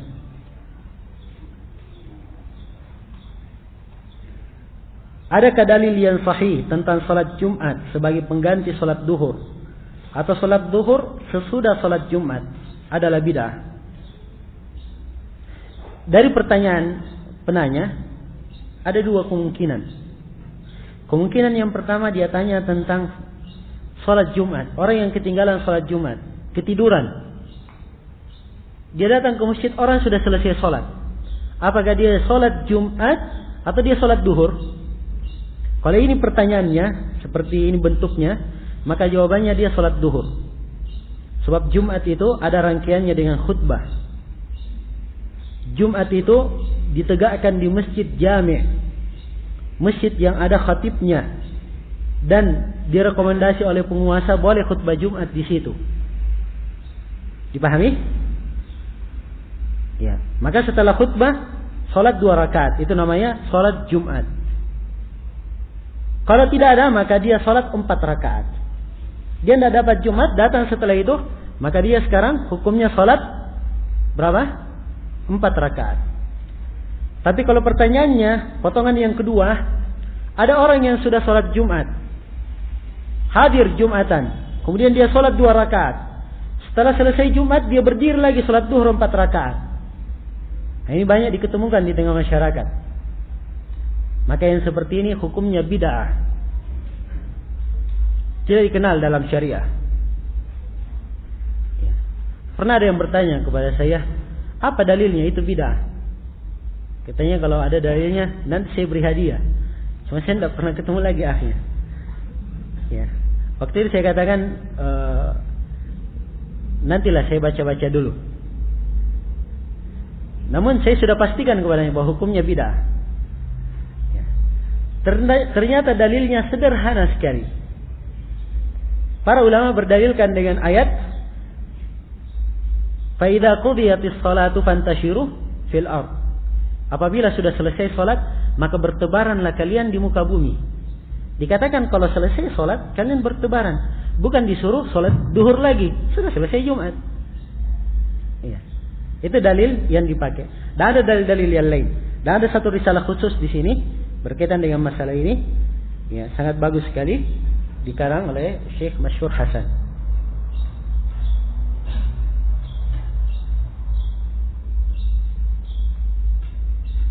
Apa benar Muhammad Ilyas, pendiri Jemaah Tabligh, dan Muhammad Zakaria, pengarang kitab Fadail Amal, adalah ulama hadis. Mohon penjelasan.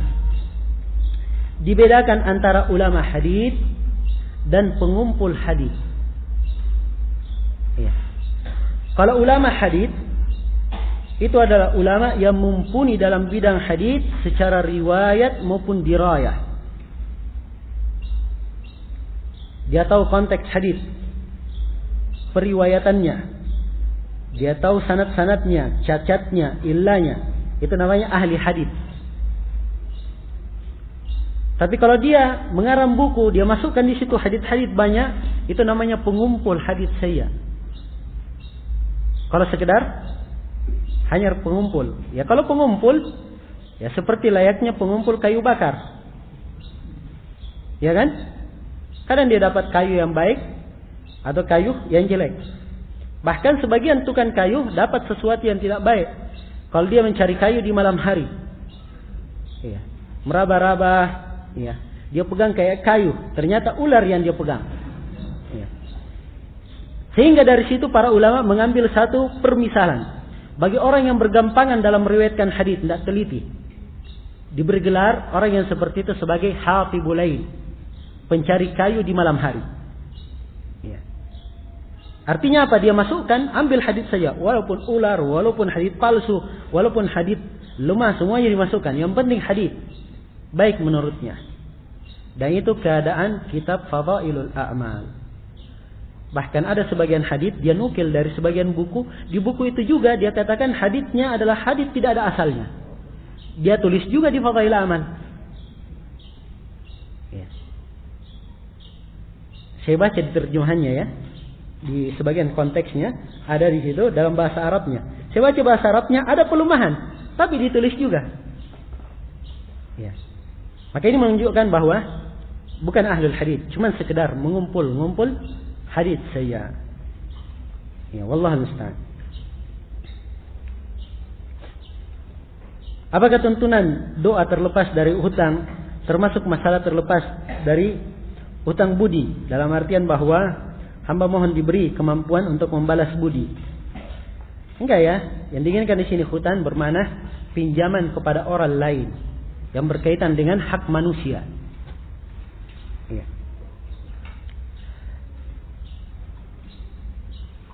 Bagaimana dengan perkataan seseorang hutang nyawa dibayar nyawa, hutang budi dibawa mati?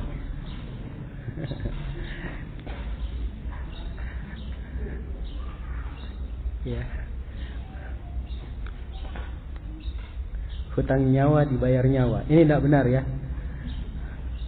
Kurang pemaaf orangnya. Ya. Harusnya kejelekan dibalas dengan kebaikan kalau dia mukmin yang terbaik. Walaupun tidak disalahkan.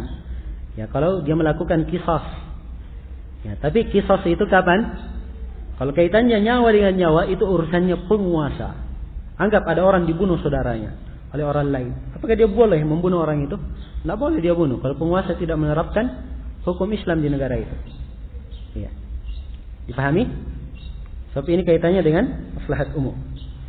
Ya, kalau hutang budi dibawa mati, ini adalah suatu akhlak yang terpuji. Maksudnya, ketika ada yang berbuat baik kepadanya, dia ingat perbuatan baik itu. Dan ini sifat seorang mukmin yang baik. Dan Nabi SAW telah menuntunkan berbagai tuntunan lebih lengkap dari ini. Di antaranya beliau berkata, "Man suni'a ilaiki ma'rufan, man sana'a ilaikum ma'rufan fakafi'uh, fa illam tukafi'uh fad'ulah." Siapa yang berbuat kebaikan kepada kalian, maka tandingilah kebaikan itu. Maksudnya balas kebaikan itu dengan kebaikan serupa dengannya. Kamu diberi hadiah sesuatu, kamu balas dengan memberi hadiah juga kepadanya. Iya. Kalau kamu tidak mampu, maka doakan kebaikan untuknya. Dan ini yang banyak dilakukan oleh para ulama salaf terhadap para ulama dan guru mereka. Sebab guru dan ulama itu tidak bisa dibalas budinya dengan harta. Namun doa terus dia lakukan. Abdurrahman bin Mahdi berkata, ketika dia minta kepada Imam Syafi'i supaya dituliskan buku tentang usul fikih, maka Imam Syafi'i menulis kitab Ar-Risalah. Kata Abdurrahman bin Mahdi, setiap kali saya sholat, saya tidak pernah lupa mendoakan Imam Syafi'i. Iya. Ini akhlak yang baik dan terpuji.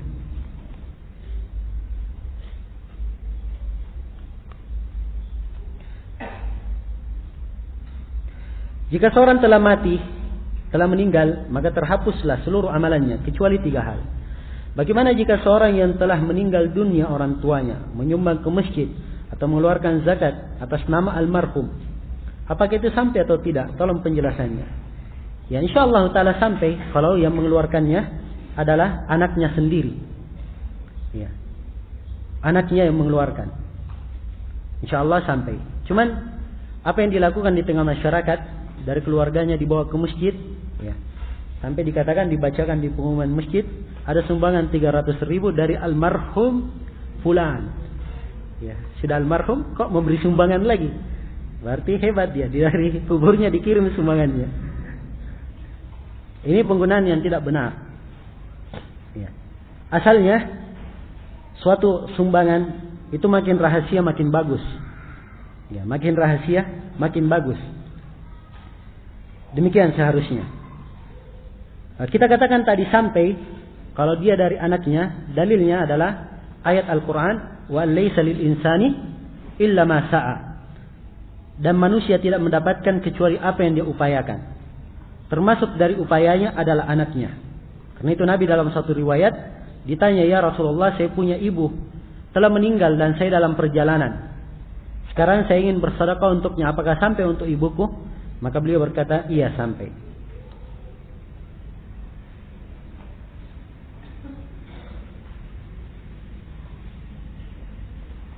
Apakah benar bahwa Muhammad Ibrahim Syaqarah, murid Al-Albani, dalam kitabnya tentang Sayyid Qutb menyimpulkan bahwa ia pertengahan tentang Sayyid Qutb, tidak membedakan, tidak membenarkan. Ya. Dia sendiri dari sikapnya tersebut di masa dia masih istiqamah, itu sudah dikritik oleh banyak pihak. Dan ahli sunnah tidak menyetujuinya. Muhammad Ibrahim Syaqarah, apalagi sekarang di keadaannya yang dia telah menyimpang. Iya.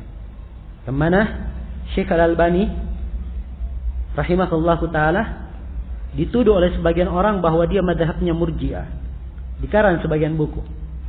Ada 2 orang doktor yang mengarang, yang memberi pendahuluan Ibrahim Syaqarah, menunjukkan dia menyetujuinya. Gurunya sendiri dituduh sebagai Murji'ah. Iya. Dan banyak hal yang kelihatannya dia sangat berbeda sekali dengan keadaannya yang dahulu. Itu nampak dari tulisan-tulisannya yang belakangan. Wallahul musta'an. Ana ada masalah dalam menuntut ilmu, yaitu kalau ingin ta'lim sering ada gangguan, baik berupa masalah ataupun karena kemalasan, futur. Apakah ada cara memberi saya semangat? Ya, sebenarnya kalau ada gangguan, setiap orang pasti mengalami gangguan. Ya. Tidak ada orang yang berjalan di atas muka bumi ini dan tidak mengalami suatu kesusahan dan tidak mengalami rintangan dalam kehidupannya. Kata orang-orang, banyak duri di tengah jalan, ada kerikil-kerikil tajam berserakan. Pasti ada gangguan dan rintangan. Maka butuh kesabaran dalam menghadapinya. Ada gangguan, kesusahan misalnya, apakah dia punya penyakit, atau waktunya yang sempit, atau ada tekanan dari pihak lain, apakah itu dari keluarga dan seterusnya, maka dia bersabar. Sambil berusaha ia menjadikan seluruh waktunya dalam ibadah kepada Allah Subhanahu wa ta'ala. Kalau futur, rasa malas itu tidak boleh dibiarkan begitu saja. Sebab kalau dia dibiarkan, apalagi rasa malasnya masuk ke dalam hal-hal yang membahayakannya selain yang disunnahkan, maka dia akan binasa. Karena itu Nabi SAW berkata, inna likulli amalin syirrah ولكل شرة فترة فمن كانت فترته إلى هدي فقد اهتدى ومن كانت فترته إلى غير ذلك فقد هلك.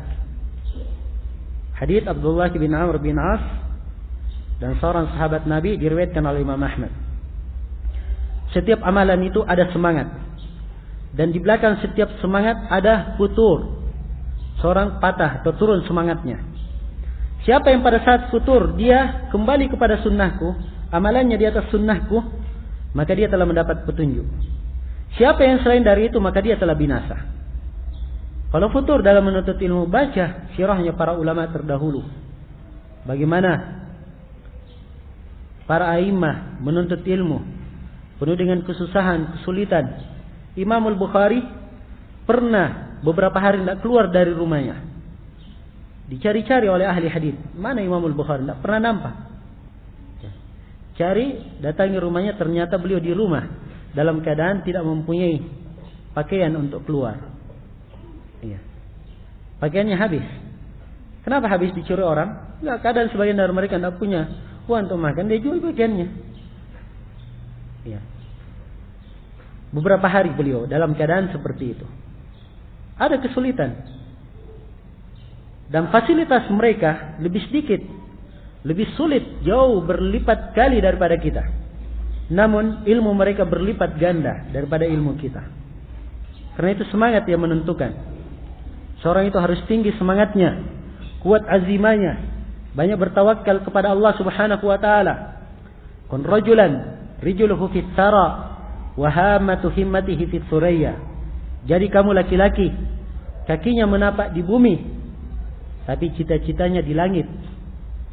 Iya. Oh, saya dulu masih anak muda. Oh, saya dulu masih belum ada suami, maka masih enak belajar. Oh, sekarang saya sudah ada tanggung jawab, sudah punya ekor, sudah punya anak. Iya. Maka saya sibuk dengan itu, tidak bisa menuntut ilmu. Oh, saya sekarang ada tanggung jawab, harus mengurus rumah, sulit belajar dan menuntut ilmu. Ini ucapan orang-orang yang patah semangat. Ya. Hendaknya setiap muslim dah seperti itu keadaannya. Kesibukan, tantangan itu ada memang, tapi tidak boleh menyerah. Ya. Harusnya punya semangat yang tinggi dalam menuntut ilmu. Sama dengan suatu pelajaran. Misalnya pelajaran wasitiyah ini, mungkin bab-bab awal sulit. Waduh, berat memahami. Saya nanti aja lah datangnya. Kalau bab-bab terakhir mungkin lebih mudah. Ini namanya orang kalah perang. Ya. Hadirnya dia di majelis walaupun tidak paham, itu jauh lebih baik daripada dia di rumah. Nah, di majelis mungkin saja Allah memberikan kepadanya rahmat, dia dijaga dari mara bahaya karena dia berada di majelis ilmu. Dan berbagai kebaikan dia dapatkan.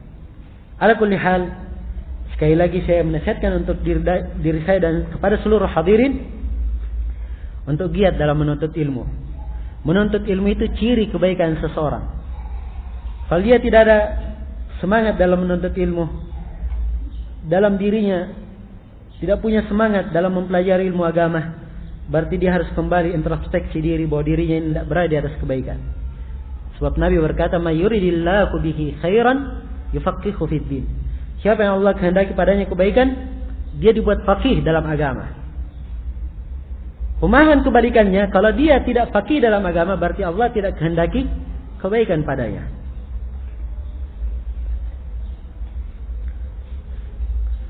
Apakah bawang termasuk sebab mengusir jin?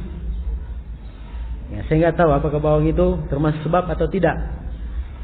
Yang seharusnya ya, sebab-sebab yang seperti ini itu tidak dijadikan sebagai i'timad. Kadang jin itu menipu. Antum tahu cerita kulit itu tadi yang saya sebut, kulit serigala. Ini banyak pengobatan di negeri-negeri Arab. Sampai pernah saya dicerita suatu kejadian, ada orang yang di atas kendaraan umum, di tengah jalan nabrak serigala. Turun semuanya. Iya. Berebutan ngambil kulit serigalanya. Ini ditanyakan ke Syekh Shalih Al-Fauzan. Saya dengar langsung di salah satu pelajaran beliau.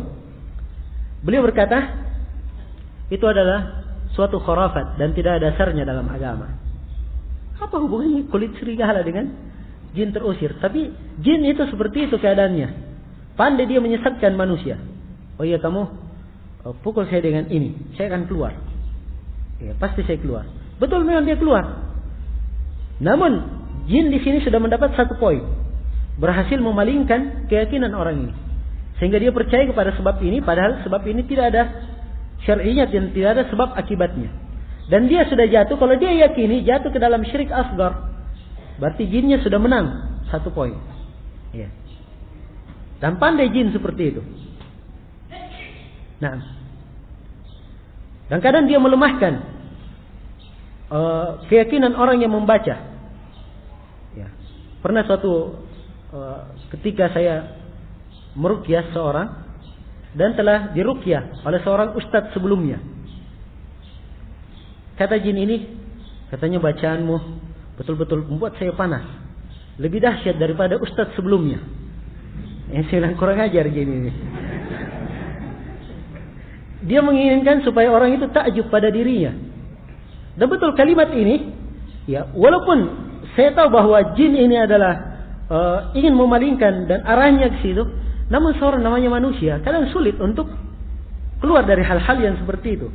Ya, dia harus berupaya memalingkan dirinya, mengikhlaskan. Ya, paling tidak dia mengacaukan manusia dengan cara yang seperti itu. Ya. Maka harus pandai terhadap makayid syaitan. Ya, dan kadang jinnya pandai, dia ada cerita. Oh, dia cerita macam-macam. Akhirnya sibuk orang yang meruqyah ini. Ya. Ya. Demikian. Maka seperti ini bawang dan seterusnya. Ini tradisi masyarakat. Dan saya sendiri tidak menganggap bahwa hal tersebut adalah suatu hal yang benar. Dan tidak ada dalil syar'i yang menyebabkannya. Dan tidak ada sesuatu hubungan sebab akibat secara zahir bisa menyebabkan jin itu keluar. Ya, maka hal ini termasuk perkara yang tidak diperbolehkan wallahu taala, ya, kecuali kalau ada nas yang menunjukkannya, ya, wallahu taala alam. Apakah Syekh Abdul Qadir Jailani seorang ulama sunnah? Apakah benar penisbatan tarekat Qadariyah kepada beliau? Kalau penisbatan iya, orang-orang bernisbah kepada beliau. Namun apakah dia ulama sunnah atau bukan? Ini letak perdiskusian di masa ini. Sebagian para ulama mengatakan dia termasuk ulama sunnah sebenarnya, cuma orang-orang menyelewengkan kedudukan beliau. Iya. Buktinya beliau punya kitab karangan judulnya Al-Gunyah, dan di situ beliau sebutkan i'tiqad as-salaf. Ya, wallahu taala alam. Ya, yang benar dalam masalah ini, saya waktu itu luput membaca sebuah buku. Ya, saya lihat di perpustakaan tentang masalah itu, namun saya belum sempat membukanya. Dan sangat disayangkan sampai hari ini saya menyayangkan kenapa saya nggak baca waktu itu. Iya.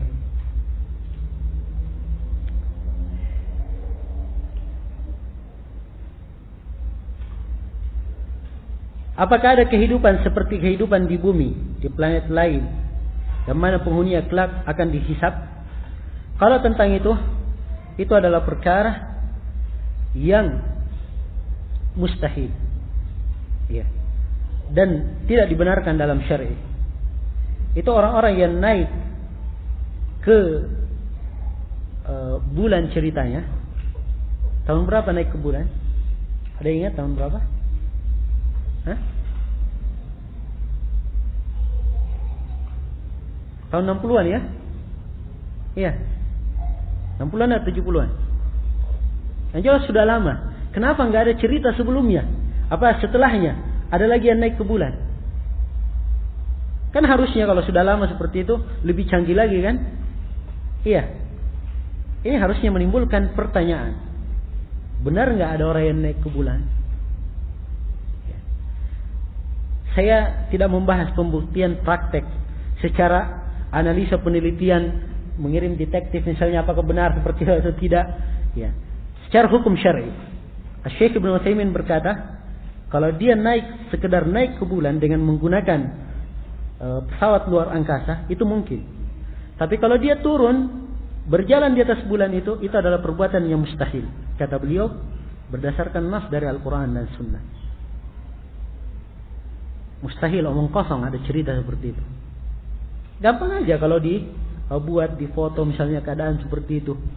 Iya. Jelas ini ikhwah? Baik. Ini berkaitan dengan orang yang naik kuburan. Dan saya pernah dengar cerita dari sebagian ikhwah. Dia baca di mana atau mendengar dari mana. Cuma saya juga kurang jelas.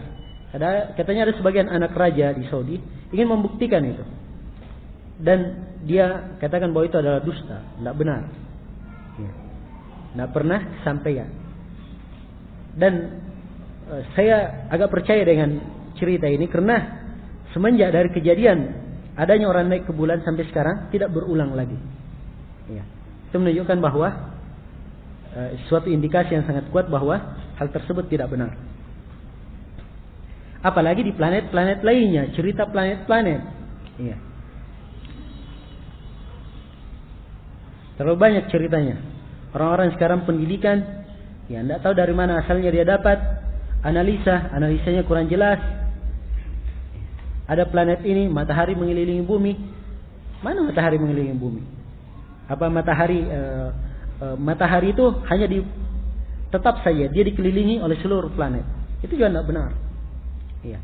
Matahari justru dalam Al-Quran itu berputar di porosnya sendiri. Ada tempat perputarannya. Iya. Dan meyakini selain dari itu, setelah dia mengetahui nas dari Al-Quran, kalau dia mendustakannya dianggap kafir, keluar dari Islam. Dengan apa dia menolaknya? Allah justru menyatakan dalam Al-Quran, wasyamsu tajri limustaqarrin laha. Dan matahari berputar di porosnya. Allah yang menciptakan matahari, langit dan bumi. Allah yang menyatakan seperti itu. Ya. Kenapa harus mengikuti dan mendengar ya, ucapan orang-orang yang tidak jelas? Ya, kadang dari bapak kera, ya. Kadang dari plankton, ya. Dan lain-lainnya.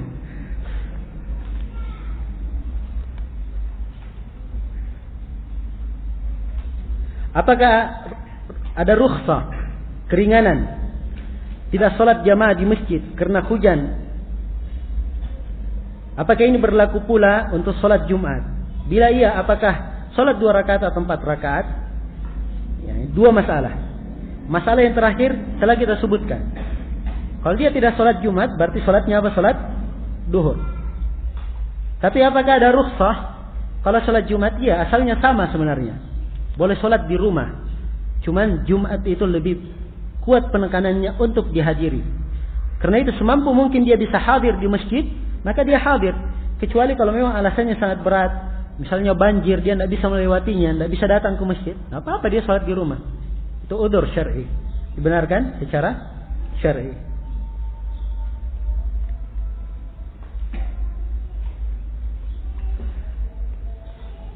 Apakah keabadian Allah sama dengan keabadian makhluknya? Di sini makhluknya, nyanya harusnya ditulis huruf besar, pakai huruf kapital, N-nya besar. Ya, ini juga bentuk pengagungan dalam menulis nama Allah. Ya, tapi kelihatannya saudara kita yang menulis ini lupa, sebab nama Allah ditulis dengan huruf besar. Pada hari akhirat tidak ada kematian lagi padanya. Mohon penjelasan. Keabadian Allah dengan keabadian makhluk berbeda. Allah maha abadi, tidak ada yang abadi setelahnya. Adapun abadinya makhluk, itu karena Allah yang membuatnya abadi. Ya. Maka dari penjelasan ini, tidak mungkin dikatakan sama keabadiannya Allah dengan makhluk. Walaupun makhluk itu tetap abadi. Ya. Makhluk yang diinginkan di sini, sekali lagi makhluk yang berada di sorga maupun di neraka. Ya. Baik, cukup sampai sini. Subhanakallahumma bihamdik, asyhadu an la ilaha illa anta, astaghfiruka wa atubu ilaik.